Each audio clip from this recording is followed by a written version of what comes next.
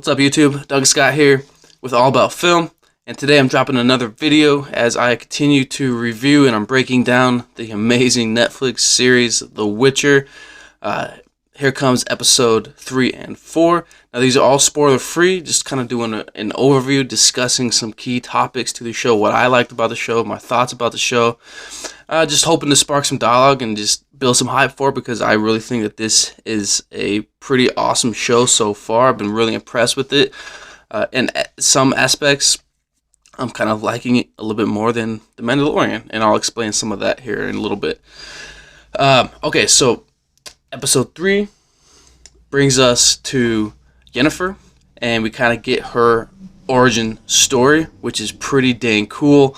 If you guys read the books or know a little bit about her story, it kind of breaks down from her having birth defects, being a hunchback, being discovered, and kind of ultimately her revenge tale sparks of she's been treated like crap her entire life, and she's got some vengeance built up inside of her.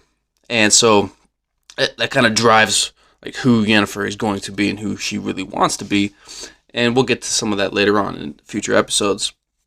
But for episode 3, mainly just kind of the main focus is on her and the Brotherhood and the sorceress who trains other mages. And again, not trying to go into a lot of full details, but I really like the fact that it broke down her story, and it wasn't just that, okay, she gets discovered and she becomes a powerful sorceress and mage and just starts wreaking havoc. It takes a while for that to really happen. She doesn't just become this powerful mage right out of the gates, and I think that's what really kind of drives that story, is that she is very weak, but her heart is strong and she wants to become super strong. And that's what kind of made this episode really neat. And we see a little bit of Ciri. She's still on the run, and she gets introduced into the forest. There's a forest tribe. They have some rituals on how they indict people into their culture, and so she's on the run. We don't really see a whole lot of her story, which is kind of disappointing. Like, I know this episode is really focusing on Yennefer, but the cool thing about the show is the fact that we have multiple timelines, and they're all kind of going on at the same time, which is great. It really, I think, in my opinion, is what makes this show so different. And that what kind of leads us into episode 4. So episode 4, we have Geralt of Rivia. He's doing his thing, hunt monsters. He's got a bad reputation. He meets this gentleman who is trying to make a living of his own, being a singer, a folklore singer, and he wants to devote his time in travels to Geralt and help clean up his image. He's fascinated by The Witcher, and he wants to help clean up his image. So he kind of follows him on these quests and tales to help clear his image up. And so it leads us to Cintra, and at this point there's a ball that they end up attending where the Queen of Cintra shows up, and we notice obviously that she's still alive, and we see that her husband is there and Ciri is there. And wait a second, episode 1 they all died, right? Horribly. And so now we can see full picture that there is multiple timelines happening. And if you look at some of the reviews already for the show, a lot of people are critiquing this. It's messy, it's needless, it doesn't make any sense, it's confusing to audiences, which, okay, yes, it definitely can be. If you don't know the story, sure. But I don't know, it hasn't really bothered me. And I haven't read all the books. I haven't completed the video game. I know this is drawing a lot of the books more than the video games, but it's not really. I think the show is doing a really great job of explaining each character. It's giving each character, each episode, time and development to really flush out the story elements. And so I haven't really been confused. I thought it was kind of neat, the fact that, okay, now we have different storylines. Like, this is happening before.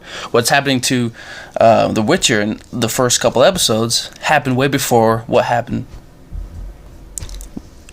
What happened before Central fell. And so it's kind of nice to see that that's how they started it, and this is where they led into it, which is pretty dang cool to me. And it's a different way of storytelling. This is where my critique with The Mandalorian comes in. My critique of The Mandalorian, because The Mandalorian could have really benefited from something similar to this. Maybe not necessarily different timelines going on at the same time, but if you watch my previous video, I talked through how it's nice to see different things happening to different characters at the same time as we're following the main character. This is why each episode should be an hour long. This would really flesh out the world of The Mandalorian and not just give us a pretty much one-dimensional storyline. And I think it would really kind of create a different edge, because now, with The Mandalorian episode, chapter 5 and 6, he's doing side quests. He's not really doing much for the main storyline, right? But he could have been doing those, and in the background we see people hunting him, people trying to find him, bounty hunters.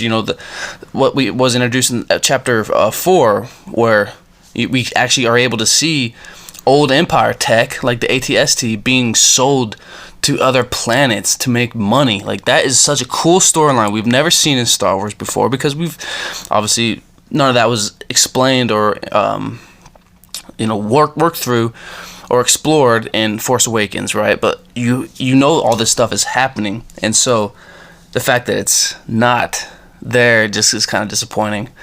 But all in all, give the show patience.